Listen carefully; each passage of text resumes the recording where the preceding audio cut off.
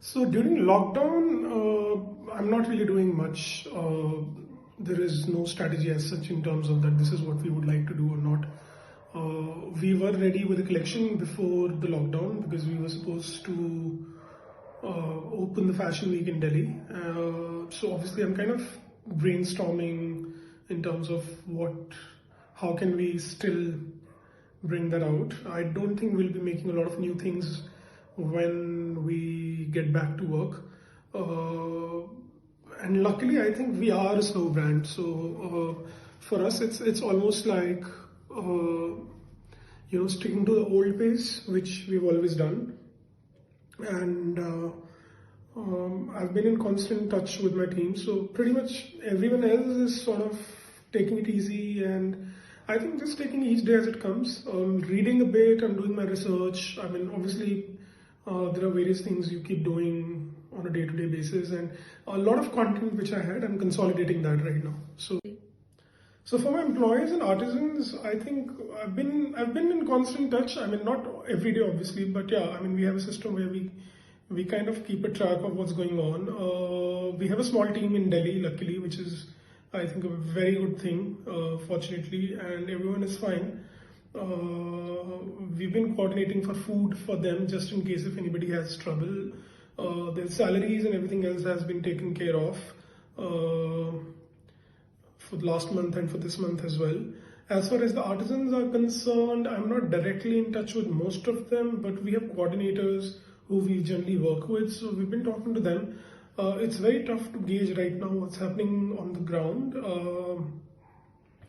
but I think I just have to make sure that once we reopen, we have enough work for the artisans to resume, because one of the biggest fears I have right now is that they should not move to other professions which they don't have a skill set for, and I think that will be quite challenging.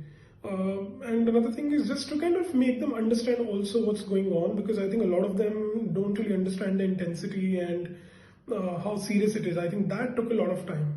I had to do like long chats with a lot of them just to make them understand, okay, this is what it is. And we were anticipating it. So, we were doing these talks and sessions at the studio, and otherwise, definitely it will not be the same, and it will not be easy for a few months. But I'm pretty sure, I think that everything will bounce back eventually. It will take a while. Luckily, we've been okay for next 2-3 months to take care of everything at work in terms of our team, other expenses and stuff. But I think one of the main challenges definitely will be the liquidity and the cash flow once it opens, and depending on how slow or fast people are buying, I think that will tell a lot. A lot of people have opinions right now, but I think nobody really knows what's going to happen. So we just have to wait and watch.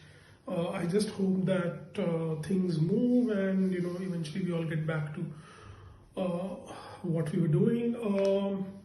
We will not be making a lot of new stuff for sure. Anyways, we are a very, very slow brand. Akaro is a brand which is, we work 2 years in advance for every collection. So I think my belief in the whole idea of doing classics always and doing long-term things, I think is sort of been validated now with this, and